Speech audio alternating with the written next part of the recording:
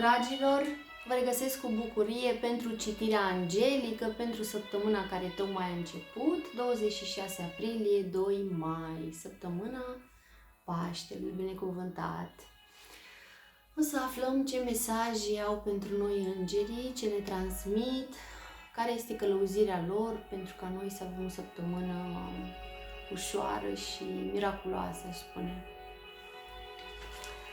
În această săptămână vine alături de noi Arhanghelul Haniel, care ne transmite: ascultă-ți intuiția. Ce vrea să spună acest mesaj este că ne folosim prea mult mintea, ne gândim prea mult, ne pierdem în detalii, ne facem scenarii, în loc să respirăm, să ne conectăm cu inima noastră și să înțelegem că acolo găsim toate răspunsurile de care avem nevoie.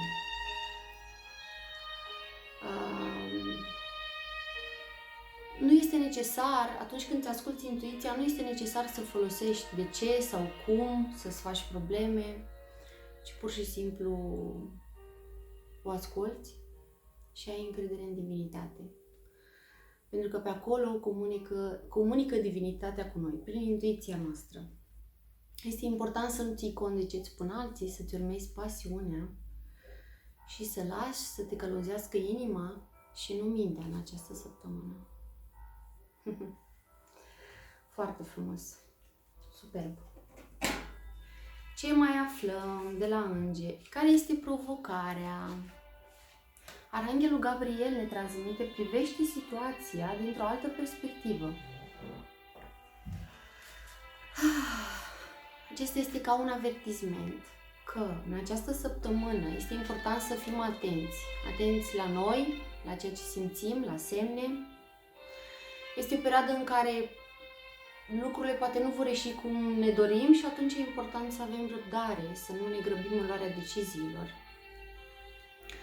Și să vedem acolo unde mai este necesar să schimbăm ceva.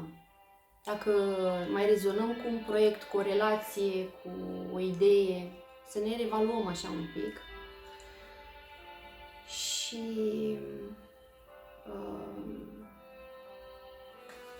mai vine alături de noi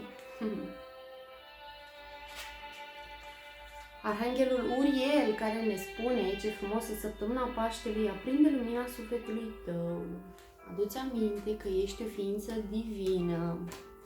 Adu-ți aminte că ai scânteia divină în inima ta și chiar dacă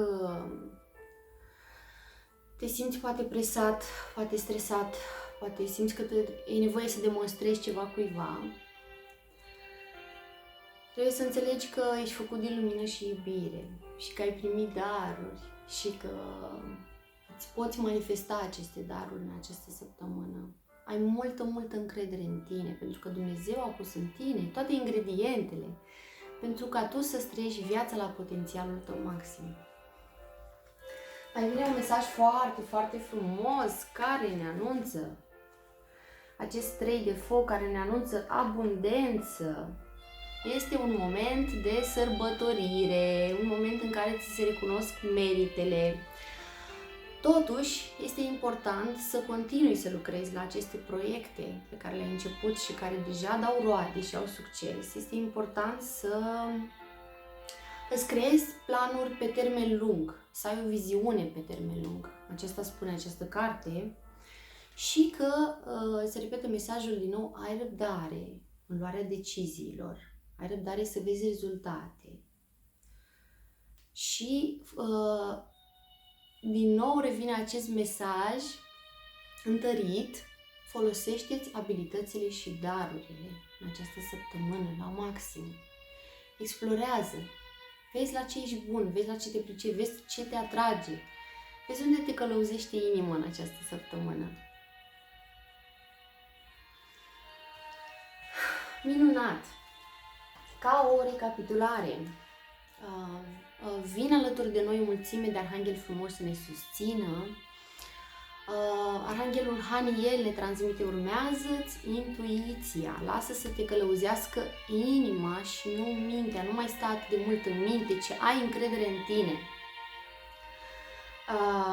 Arhanghelul Gabriel ne transmite să privim situația dintr-o altă perspectivă și aceasta poate fi provocarea noastră. Să ne reevaluăm un pic viața, să vedem, mai rezonez cu acest proiect, mai este locul meu în această relație, la acest job,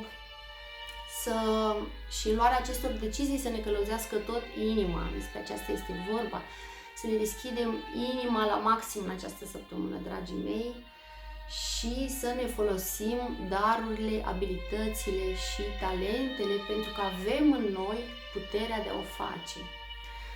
Suntem ființe întregi, complete, suverane, minunate, putem să ne transformăm viața așa cum vrem și odată ce începem să fim atenți la ghidarea angelică,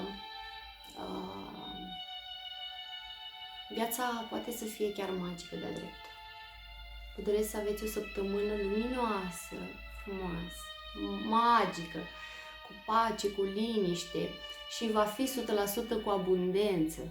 Vă reamintesc că abundența se reflectă în tot ceea ce avem frumos în jurul nostru, în prieteni, în relații, în resurse, în lucruri materiale, în masa bogată de Paște pe care o să avem.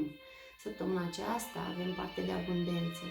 Fiți recunoscători, acesta este mesajul meu.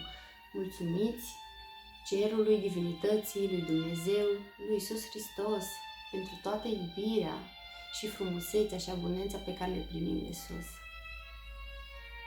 Vă pup cu mult drag! Paște fericit!